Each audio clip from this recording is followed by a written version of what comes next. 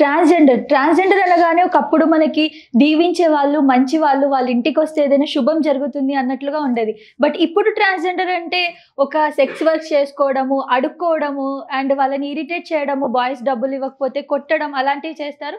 ఒక నెగటివిటీ అయితే ఉంది ట్రాన్స్జెండర్స్ పైన. అలాంటి సంస్థలోనే చాలా మంది మంచి వాళ్ళు కూడా ఉన్నారు. లైక్ జాబ్ చేసుకోవడం అండ్ చాలా మంది డాక్టర్ అయ్యారు. ఇప్పుడు ప్రెసెంట్ మనతో హర్షిని మేకల గారు ఉన్నారు. తను ఒక మంచి ఇన్స్పిరేషన్ అన్నమాట ట్రాన్స్జెండర్స్ కి. తను జాబ్ చేస్తుంది, యాక్టింగ్ చేస్తుంది అండ్ మోడల్ కూడా తను. సో తనతో మాట్లాడదాం. హలో అండి. హాయ్, ఎలా ఉన్నారు? I'm good. మీరు ఎలా ఉన్నారు? బాగున్నాను. ఫస్ట్ అయితే మీరు అసలు అమ్మాయిలానే ఉన్నారు, ట్రాన్స్జెండర్ లాగా అసలు లేరు. Thank you. చాలా అందంగా కనిపిస్తున్నారు. Thank you. You two. Thank you. Looking beautiful. Thank you అండి.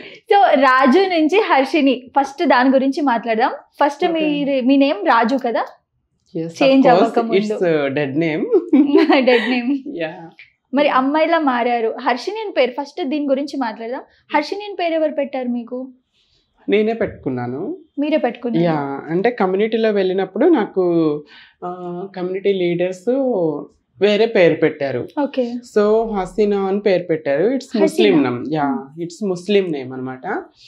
Because my entire study was completed. నేను పోస్ట్ గ్రాడ్యుయేషన్ వరకు చదువుకున్నాను కదా. నా స్టడీ మొత్తం, నా ఎడ్యుకేషన్ డాక్యుమెంట్స్ అన్ని కూడా హిందూ అని ఉంటుంది. సో నాకు ముస్లిం నేమ్ ఉంటే నా జాబ్స్ కోసం కానీ నా ఫ్యూచర్కి ఎఫెక్ట్ అవుతుందని చెప్పేసి హెచ్ లెటర్తో నేను పేరు సెర్చ్ చేసుకున్నాను. సెర్చ్ చేసుకున్నప్పుడు మెనీ నేమ్స్ వచ్చాయి. బట్ కొన్ని మీనింగ్స్ చూసుకున్నప్పుడు హర్షిని అని అంటే హ్యాపీనెస్, జాయ్ఫుల్నెస్ అట్లా మీనింగ్ వస్తుంది.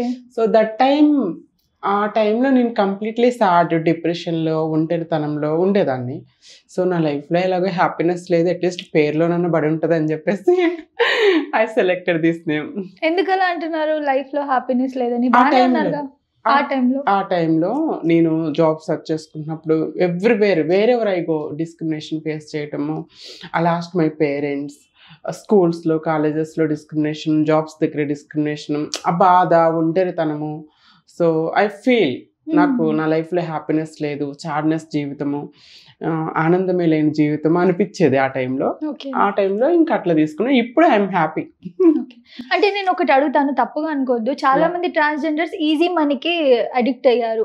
రోడ్లపై అడుక్కోవడము, నైట్ అవ్వగానే రోడ్లపై నించోవడం. అలా మీరెందుకు కష్టపడి జాబ్ చేసుకున్నారు? మీరెందుకు ఆ వేలో వెళ్ళలేదు?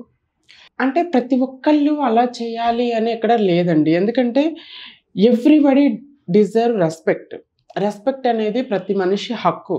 మన ఇండియన్ కాన్స్టిట్యూషన్లో there is fundamental rights, there is equality అంటే కుల, మత, వర్ణ, వర్గ, జెండర్, లింగ భేదం లేకుండా అందరికీ ఈక్వాలిటీ లభించాలి.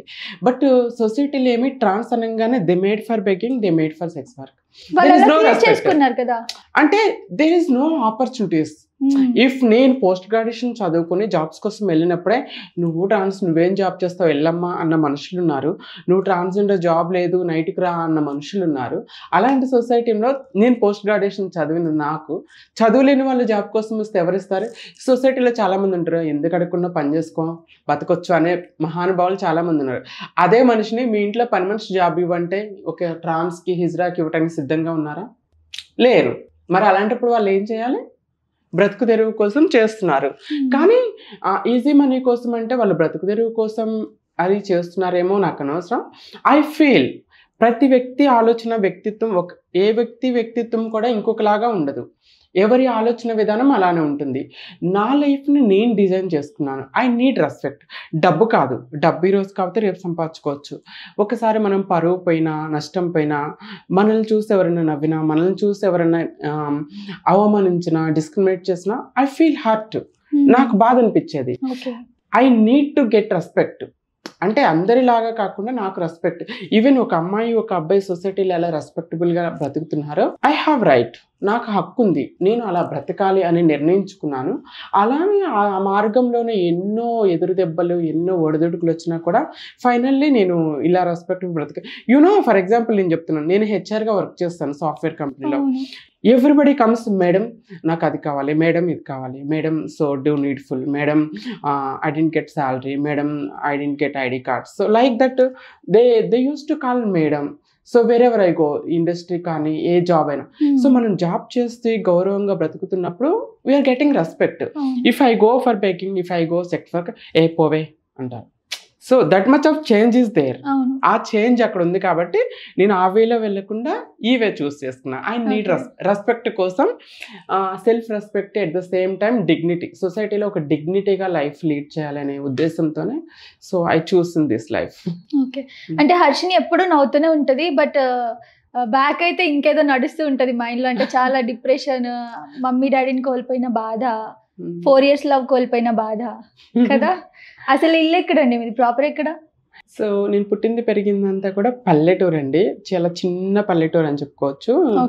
ఆంధ్ర తెలంగాణ బోర్డర్లో జగ్గేపేట మండల్, కృష్ణా డిస్టిక్, బల్స్పాడ్ అనే ఒక చిన్న గ్రామంలో పుట్టాను.